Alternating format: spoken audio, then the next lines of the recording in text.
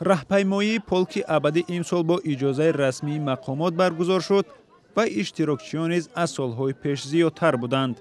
بعد از انجام پرد حربی در باغ غلبه با اشتراک رئیس جمهور تاجیکستان صدها نفر در دست عکس و پرچم‌های سرخ سوی آتش جاویدان راه پیمودند. Это память, это самое малое, что мы можем сделать для них.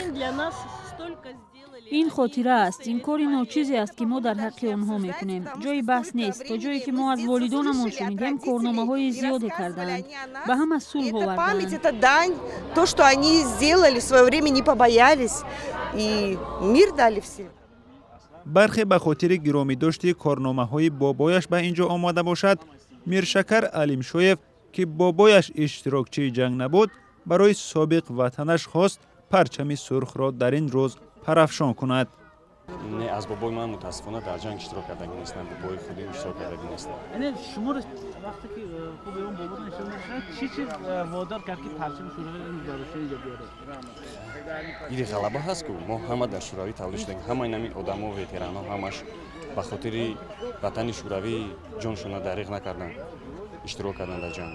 برای همین برای ما همچون این چیزی مقدس است در برابر پرچم دولتی. راهپیمایی پولک ابدی در تاجیکستان طرفداران و مخالفان خود را دارد.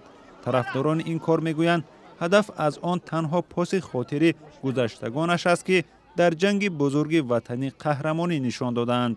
اما مخالفین این کار میگویند برگزاری راهپیمایی پولک ابدی که توجه به شوروی را بیدار میکند ضرورت ندارد.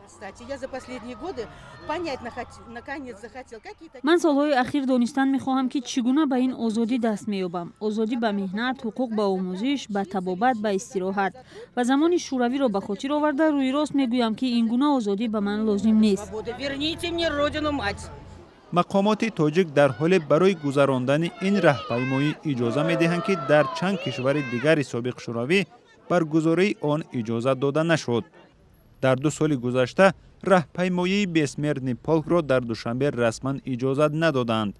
مقامات گفته بودند عکس و پورترت‌های شخصان فوتیده را به دست گرفتن و به خیابان‌ها برآمدن خلاف ارزش‌های اسلامی است. آن زمان نیز راهپیمایی برگزار گشته بود. شادمان یتیم، مولا رجب یوسفی، آزادی، دوشنبه.